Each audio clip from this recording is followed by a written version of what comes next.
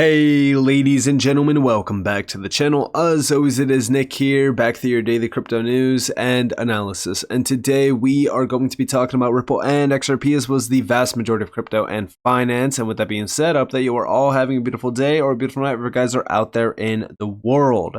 How is everyone doing? I'd love to hear from you guys. Comment down below how you guys are doing. We just recently witnessed a big update from Ripple X Dev. We actually have version 2.0, the Rippled software. This is the code that powers the core XRP ledger. Now, this update introduces XLS-38 cross-chain bridge and also the XLS-40 decentralized identity with core ledger updates and also API version 2. Now, the big things to really focus on here is XLS-38 and also XLS-40. We look into this, we get a little bit of a glimpse into them. So first and foremost, the cross-chain bridge. The cross-chain bridge would enable XRP and fungible tokens issued on the XRP ledger to move efficiently between XRP ledger mainnet and also the XRP ledger sidechain, as well as the XRP ledger mainnet and the upcoming EVM sidechain. The cross-chain bridge is secured by independent witness servers that attest to any transactions moving between chains. Learn more technical details in the XLS-38 spec on GitHub. Then, of course, decentralized identity. This is technology that enables users to control their online identity in a self-sovereign way. The XLS-40 DID implementation will use the World Wide Web Consortium W3C standard to enable verifiable self-sovereign digital identity and will be compatible with any distributed ledger or network. DID on the XRP ledger satisfies the following principles: decentralized, persistent, and portable, cryptographically verifiable, universally resolvable, and interoperable. XLS-40 is a lightweight amendment and adds a new ledger object. Associated transactions can create, update, and delete this object. Learn more about it, of course, over on GitHub. Now, the big thing about XLS-38 is we already broke this down in the past on how significant this will be for XRP and even the XRP ledger.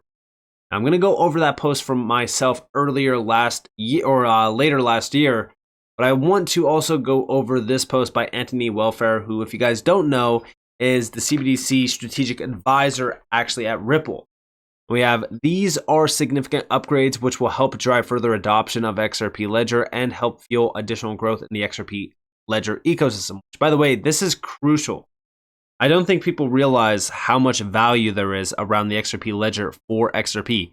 More value creation for the XRP ledger equals more value for XRP.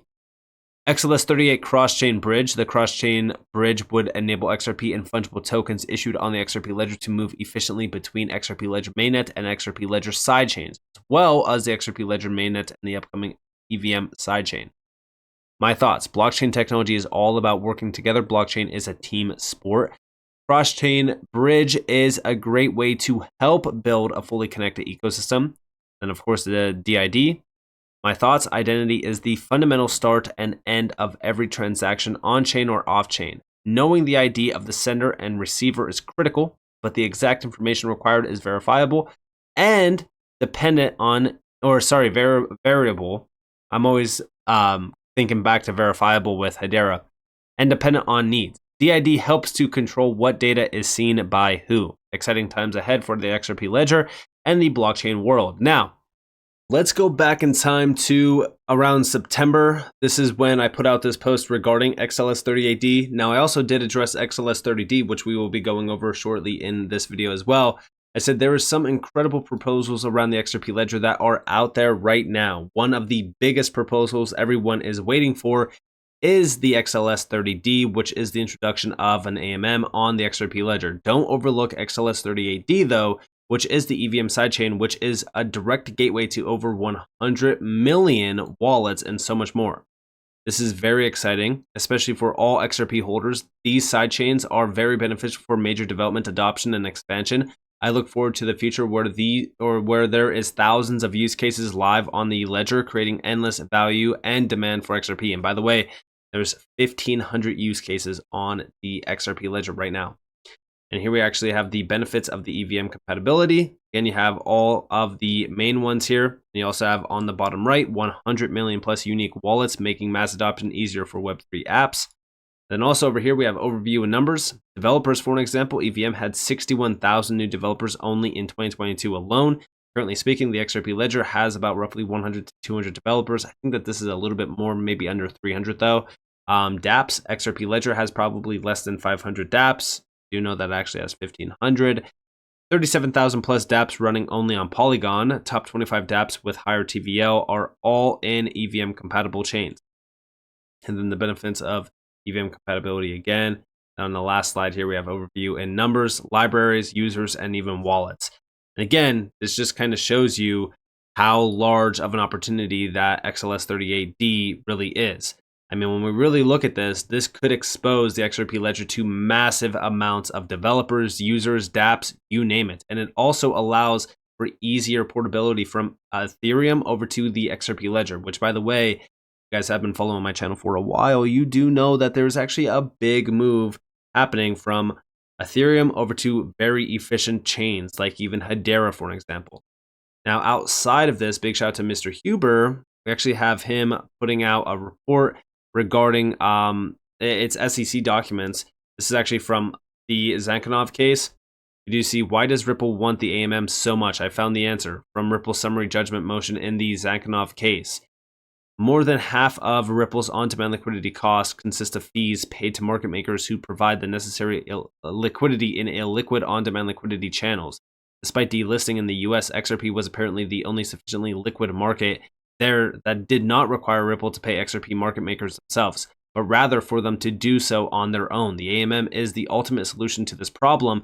Anyone can make themselves a market maker and earn money not through additional friction or fees, but by increasing the liquidity of a particular trading pair. Ingenious.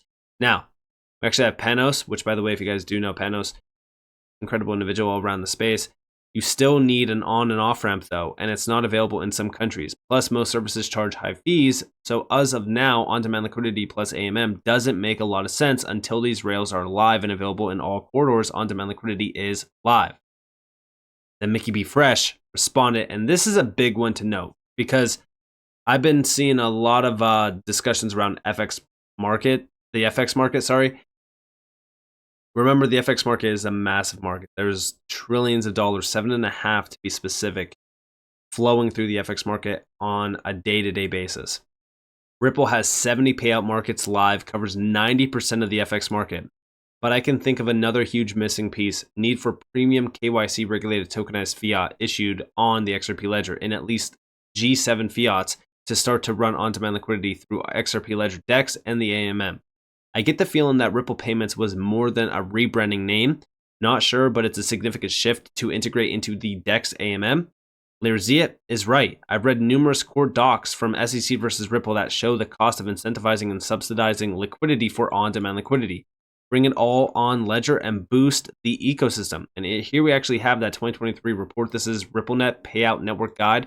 Let me open all three of these actually in a new tab, and I'll follow this up with this this video. Actually, this is from Mickey B. Fresh. I'm hoping that this will play. I've been having a rough time playing videos on X for some reason, and it seems as though it's not going to be playing. But the quote here is, I'm going to keep saying it, North Star or Prisma is increasing unsubsidized natural liquidity of XRP across global markets. Remember, AMM really is the secret sauce here when we really talk about liquidity and also creating liquidity pools on the XRP Ledger. Everything on the ledger is so damn crucial. This is why I even mentioned around like Medico, for an example, working with Ripple on custody services. It's all the pieces that are needed to become that dominant force around the FX market and even around just transactions in general. But here we actually have RippleNet Payout Network Guide. 2022 was a monumental year for RippleNet, and it just goes on to mention on-demand liquidity and on-demand liquidity growth in certain key markets, which, by the way, the UK, for an example, I think it's like over 30% of the FX market that flows to the UK. The UK is a massive player around it. But here we actually have the 70 payout markets available, which represent 90% of the global FX market. Now, on the next slide, we have number of countries reached, 70 plus. And we also have 90% of the global foreign exchange market, which includes treasury, corporate FX, cross-border payments. And here's the last slide that really kind of just shows you all of the areas. Again, when we really look at all of these major developments on the XRP ledger, they're crucial to understand. The AMM, I mean, listen, we could talk about the AMM all day long. It has not been approved yet. Voting on it has already started. It seems as though it's going to be delayed a little bit. But I feel as though there is a lot of secrets around the AMM. I feel as though too many people are overlooking how significant the AMM would be for the XRP ledger. But we can see the significance of the issues here. And the issues are all around liquidity. I mean, even if we look at all of these slides, we do see, but right now we're reliant on market makers and exchanges for the infrastructure. They want to change that. So right now we're building Prisma to work within the on-demand liquidity flow. So Prisma is going to provide connectivity to all of the exchanges, aggregate liquidity, provide a single API to our on-demand liquidity infrastructure as well. So really, like, what Prisma ultimately wants to do is increase natural liquidity of XRP ledger, of XRP, because this is going to help facilitate a healthier ecosystem for XRP, but also reduce our liquidity cost in terms of on-demand liquidity transactions, and why this is so important.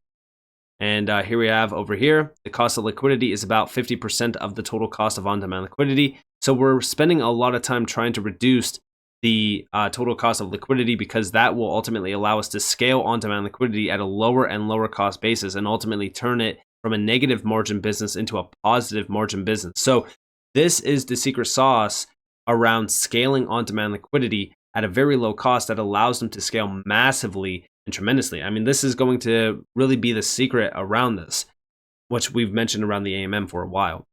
And what that means is, because there is not a ton of XRP liquidity in the markets that we're sending on-demand liquidity transactions do, it means that we actually contract with market makers so that they make markets onto these exchanges and provide sufficient liquidities to facilitate the on-demand liquidity flows, which is then market maker fees that we're paying.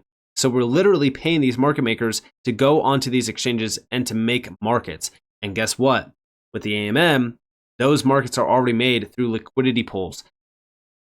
Again, this is why I say the AMM, alongside all of these other major amendments, are crucial to focus on, especially if you are an XRP holder. Everyone is always saying, where's the value in XRP? Where's the value for XRP? This is what we need. This is significant information that we need. And even here from Dark Horse, he says, like, now tie that information you just found with this document. Now you all understand the reason I asked David Schwartz the question about if they are still incentivizing the on-demand liquidity partners. The on-demand liquidity is expensive. Check out the document below. And yeah, this is a significant document that everyone can go check out. This is actually from Dark Horse back in August. It's right under this post if you guys want to go check it out. But when we really look at on-demand liquidity, this is a hurdle that we need to get over in order for on-demand liquidity, which does impact XRP, to scale. So once this is solved, which it will be solved through the AMM, that's why everyone is focusing on this, or at least anybody that is really, concerned about XRP in the long term. That's why we're all focused on this and putting a spotlight on this. This needs to be addressed. It needs to be talked about because it's a big piece of the puzzle in the long-term span. It's just like everything else, right? The XLS-30D, which is going to be the introduction of the AMM. That is what this is. But also XLS-38D. This is going to be a big game changer. It's going to provide a ton of demand for the XRP ledger. Then you combine this with even DID, which seems as though that's going to be more so for the long-term span, where we do have decentralized identity and even digital identity. All of these things that are coming to the XRP ledger are going to be very significant in the long-term span. Again, I just want to reiterate that. So with that being said, I hope that you guys enjoyed this video. If you guys did, definitely leave a like, subscribe, turn notifications on because more free content. You guys are more than welcome to follow me on Twitter and join the free Discord in the description below. And with that being said, guys, this has been Nick.